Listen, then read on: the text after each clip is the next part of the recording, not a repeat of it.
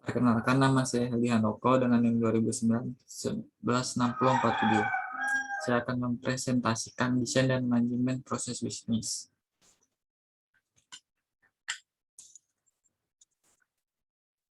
Perusahaan H&M.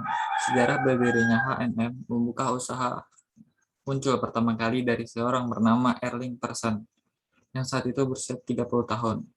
Saat itu ia sedang berjalan-jalan di New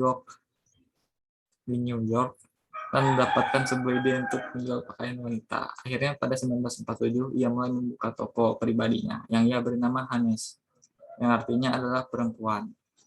Nama tersebut diambil dari bahasa Swedia.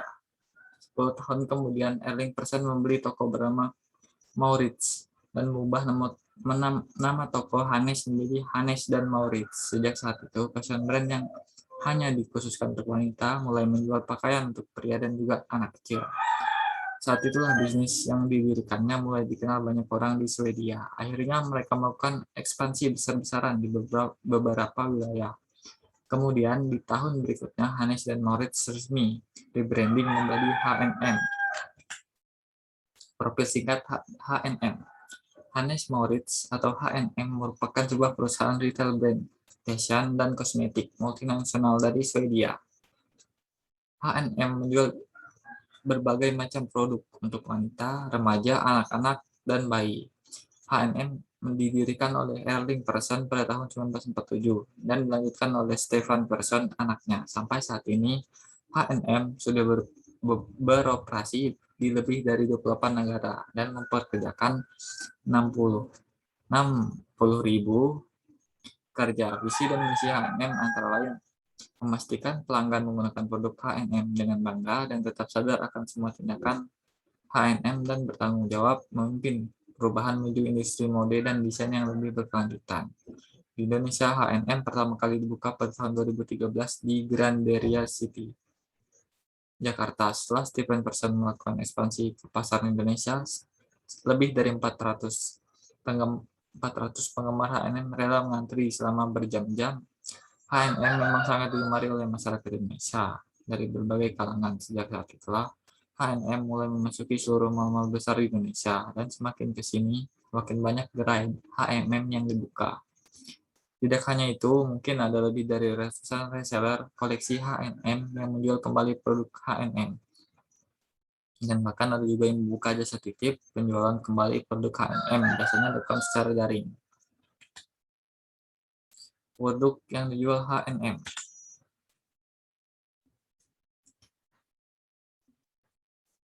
Produk yang dijual H&M adalah yang pertama, koleksi wanita. Dari H&M bisa dibilang sangatlah beragam, misalnya dari lanyards, jaket, metal, kaos, blus, gaun, rok pakaian, atasan, dan bawahan, dan lain-lain. Harga dari setiap koleksi juga berbeda-beda. Namun, harga koleksi wanita dan dari H&M tidak pernah menipu kualitas produknya yang sangat baik. Kemudian, produk yang kedua adalah koleksi pria. Tidak berbeda jauh dengan koleksi wanita dari H&M. Koleksi pria juga terdiri dari potongan yang sempurna disesuaikan ke dasar modern, fashioner, dan mode musiman yang mencerminkan tren terbaru. Bahan koleksi pria juga sama dengan koleksi wanita lainnya. Hal ini bertujuan agar calon pembeli merasa nyaman saat memakai koleksi yang ia beli dari H&M. Oke, produk yang ketiga adalah koleksi untuk anak-anak. Pada koleksi ini dibagi menjadi beberapa konsep sesuai dengan umur calon pembeli. Konsep-konsep ini terdiri atas 0 sampai 18 bulan, 1,5 sampai 8 tahun, dan 9 sampai 14 tahun. Tujuannya agar koleksi ini menjadi modis, praktis, tahan lama, aman, dan nyaman. Koleksi anak-anak juga dibagi menjadi 3, yaitu basics, denim, sustainable, style, pakaian bayi dan balita. Produk yang keempat adalah koleksi remaja. Koleksi keempat H&M adalah koleksi remaja. Pada koleksi ini, H&M menawarkan fashion dengan tampilan lebih mudah. Tentang ini termasuk mode denim untuk semua kesempatan dari penampilan sehari-hari untuk party wear, dan dilengkapi dengan cara mencocokkan aksesoris dan pakaian. Biasanya di desain koleksi remaja ini selalu mengarah ke sesuatu yang lebih fashionable. Koleksi remaja ini diibaratkan seperti koleksi transisi dari anak-anak ke koleksi dewasa. karena koleksi remaja sudah tidak lagi kekanak-kanakan. Oke, untuk produk yang kelima, untuk produk terakhir, itu adalah kosmetik. Koleksi kosmetik H&M masuk ke dalam H&M Beauty, dan konsepnya didesain oleh Sarah Wallender. Terdapat lebih dari 1000 SKU produk berikut warna limited edition untuk melengkapi elemen dekoratif penampilan Anda dari ujung kepala hingga kaki. Koleksi ini dibuat sangat eco-friendly dan organik hingga versi premium. Pada koleksi ini, H&M menyediakan berbagai macam makeup, perawatan kulit, dan program perawatan tubuh. Manajemen perusahaan H&M.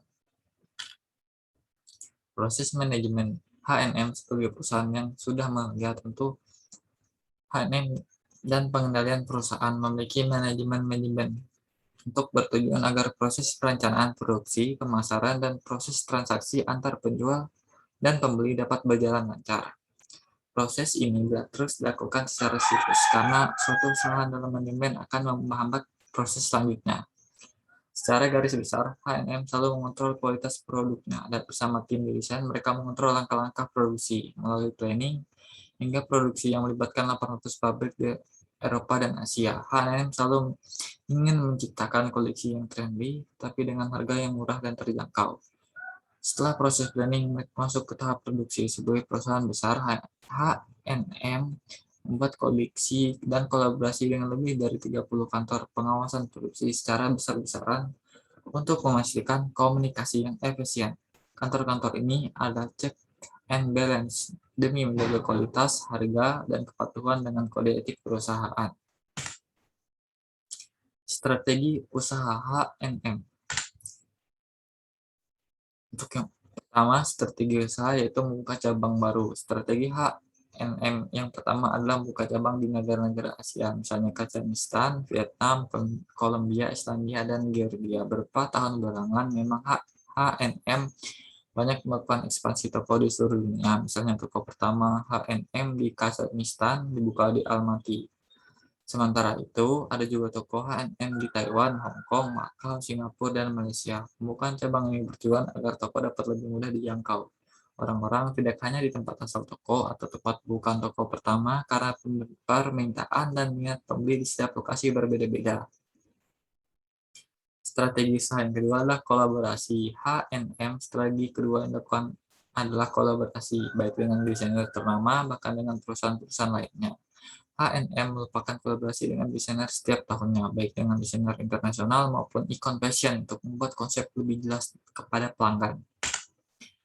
Strategi usaha yang ketiga adalah bijak memilih karyawan. Agar karyawan dapat bekerja secara profesional, H&M juga merekrut orang-orang yang sudah berpengalaman dan memiliki skill komunikasi dan marketing yang baik guna memudahkan pemasaran produk kepada pelanggan.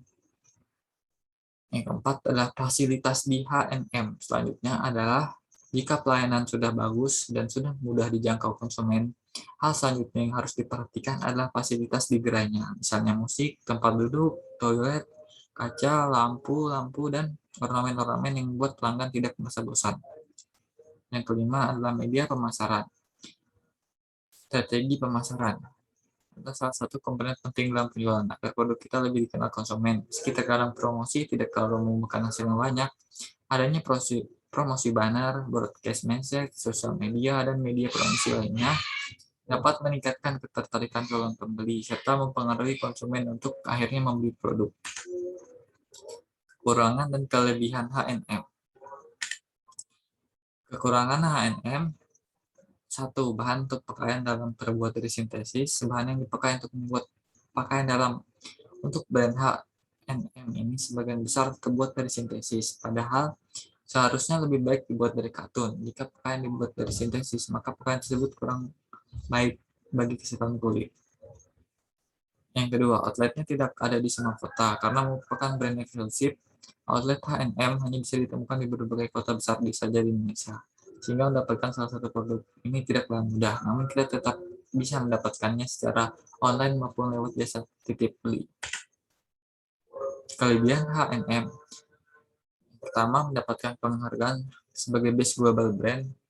Miss Global Band sendiri merupakan suatu ajang penghargaan dari perusahaan konsultan milik Omnicom Group yang membuat daftar 100 brand paling populer di dunia. Penilaian mencakup sebagian kategori seperti performa keuangan, kemampuan brand dalam pengaruhi konsumen, dan kemampuan perusahaan untuk mendukung kelompok usahanya. Yang kedua, desain pakaian menarik. H&M sendiri memiliki ciri khas desain yang menarik, elegan, dan simpel. Hal ini yang membuat H&M digemari banyak orang dan masih eksis sampai saat ini. Yang ketiga, memiliki banyak varian kebutuhan pakaian. Sudah memiliki pengalaman selama puluhan tahun, buat H&M mengerti akan selera dan kebutuhan manusia dan urusan berpakaian. H&M sendiri memiliki banyak varian jenis pakaian seperti kaos, kemeja, celana kaos, dan jaket, dan lain sebagainya. Sekian presentasi dari saya. Mohon maaf jika ada salah kata. Terima kasih.